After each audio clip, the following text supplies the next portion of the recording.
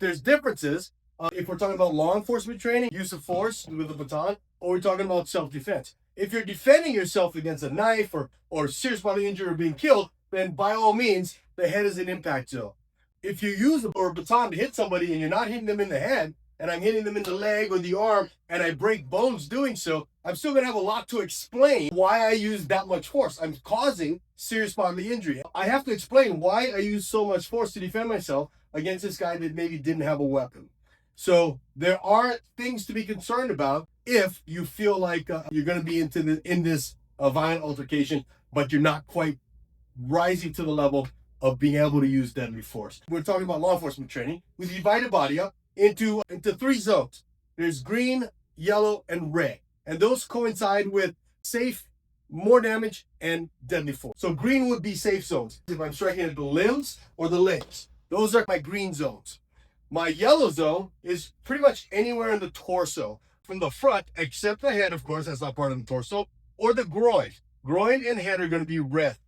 On his back, I also have the addition of the spinal column. That's also red. So the ribs would be yellow, his arms would be green, his legs would be green, up in here would be red, and over the top would be red.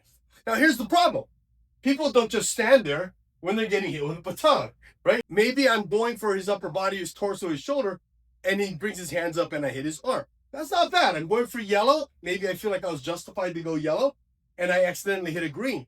But what if his arms are extended? Maybe he's thinking he's going to push me, punch me, stab me, poke me, something, and I go to hit his arm, and he moves it in the last minute, and I end up hitting his head.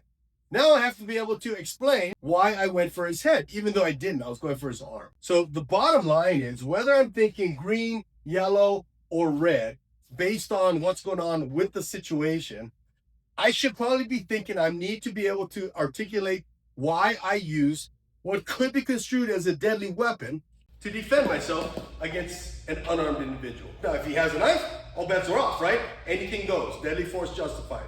But if he doesn't have a knife, and look at Nate, he's a big guy. So he's gonna be able to beat me in a fight. So I can explain that I had to use some object to help me defend myself against Nate, because he's much bigger and much stronger than me.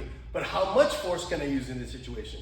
Do I truly believe that it's reasonable and necessary to kill this guy because I think he's going to kill me? I've got to be able to explain that. So maybe if I have a little bit of doubt and I'm using this, maybe then I'm going for those legs to get him to back off of me. He starts reaching his arms out, bang, and I bang his arm and bang his hand. I'll tell you that a broken hand, a broken arm is going to be a lot less severe for me in court when I have to explain myself than a cracked skull, particularly if he was unarmed.